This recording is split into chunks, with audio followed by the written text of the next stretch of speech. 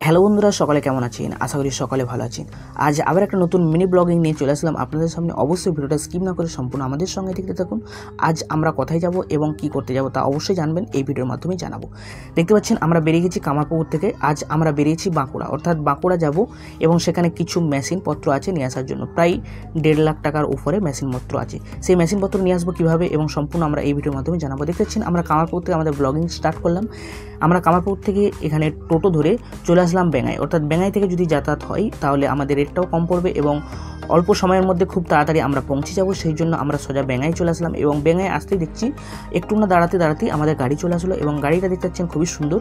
এই গাড়িটা হলো আপনার কলকাতা বাঁকুড়া, সেই জন্য গাড়িটা খুবই স্পিডে যাচ্ছিলো এবং খুবই সুন্দর। তাড়াতাড়ি তার জন্য আমরাও চেপে পড়লাম এবং গাড়ি ফাঁকা ছিল, সিট ওঠার মাত্রই আমরা সিটও পেয়ে গেলাম ঠিকঠাক জায়গায়। দেওয়ার পর সেই সুন্দর মুমেন্টগুলো মিস না করার জন্য আপনাদেরকে আমি ভিডিওর সাক্ষী করে দিলাম।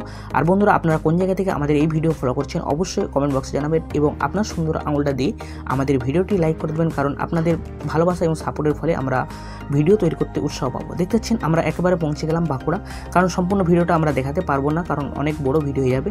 দেখতে পাচ্ছেন আমরা মোটামুটি কাজ কমপ্লিট করে দেওয়ার পর এখানে বাঁকুড়াতে আবার ফিরে আসছি এবং ফিরে আসার পর দেখতে পাচ্ছি খুবই বৃষ্টি এবং সেই বৃষ্টি হচ্ছে খুবই, সেই জন্য সেই মোমেন্টগুলো আপনাদের মিস না করার জন্য আমি তুলে ধরলাম।